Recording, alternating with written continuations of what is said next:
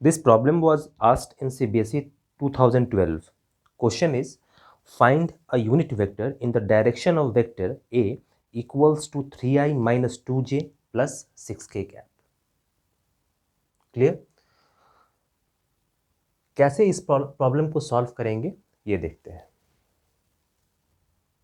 दिया गया वेक्टर्स क्या है? Vector A equals to 3i minus 2j plus 6k cap.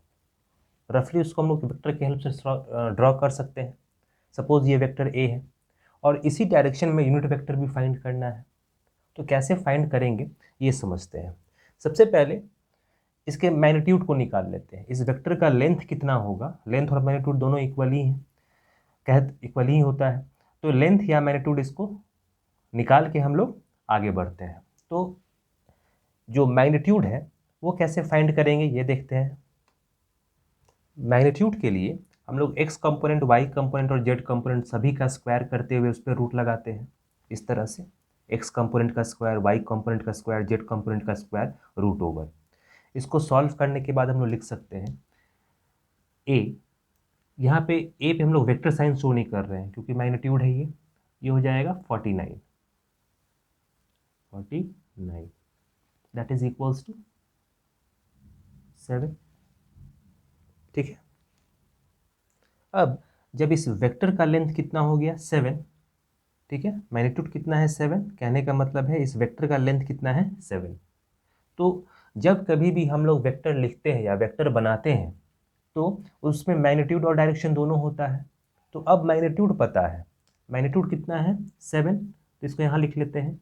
अब इस 7 को अगर इसी डायरेक्शन के यूनिट वेक्टर एन कैप से मल्टीप्लाई करें तो ये वेक्टर मिलेगा। ठीक है। अगर किसी वेक्टर का लेंथ पता हो और उसके डायरेक्शन से मल्टीप्लाई करें तो वो वेक्टर मिलता है। तो 7 multiplied by this unit vector will give vector A. तो अब 7 एन कैप का वैल्यू कितना होना चाहिए? 3i minus 2j plus 6k cap. तो लिख लेते हैं। तो लिख सकते हैं 7 एन कैप, ये क्या देगा?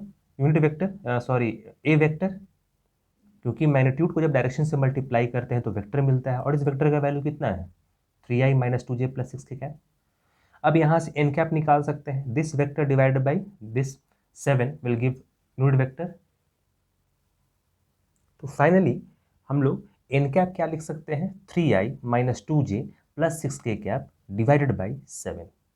ठीक है। इसको अलग अलग सेपरेट करते हुए भी लिख सकते हैं। 3i by 7 minus 2j by 7, 6k by 7, उस तरह से भी लिख सकते हैं। और ये भी एक तरीका है कि पूरे टर्म को हम लोग डिवाइड कर रहे हैं 7 से। तो CBSE 2012 में ये प्रॉब्लम पूछा गया था और इसको सॉल्व करने का सिस्टमेटिक तरीका ये है कि हर एक टर्म के सही मतलब को समझें कि वेक्टर डिराइव कैसे करते हैं। जब किसी वेक्टर के लेंथ को उसके यूनिट वेक्टर से मल्टीप्लाई करते हैं तब वो जाके वेक्टर मिलता है। इस वेक्टर का मीनिंग ही है इन दो टर्म्स का, इन दो टर्म्स के मल्टीप्लिकेशन से ये वेक्टर मिला है। जब 7 को हम लोग इस यूनिट वेक्टर से मल्टीप्लाई करेंगे तो फिर जाके हम लोग को ये वेक्टर मिलेगा। तो समझ में आया होगा। जब कभी भी यूनिट वेक्टर निकालना हो तो सबसे पहले उस वेक्टर के लेंथ को निकालेंगे और लेंथ को जब यूनिट वेक्टर से मल्टीप्लाई करेंगे तो वो वेक्टर मिल जाएगा। फिर वहाँ से हम लोग एन कैप निकाल सकते हैं। ठीक है। हर एक डायरेक्शन में यूनिट वेक्टर पूछे कि एक्स में क्या है, वाई में क्या है, जेड में क्या है, तो सेपरेट डिवाइड कर लेंगे। ये एक्स कंपोनेंट है 3i बाई 7, वाई कंपोनेंट है -2 बाई 7, 6 बाई 7 जेड कंपोनेंट है। ठीक है। तो इस तरह से इस प्रॉब्लम को हम लोग सॉल्व करेंगे।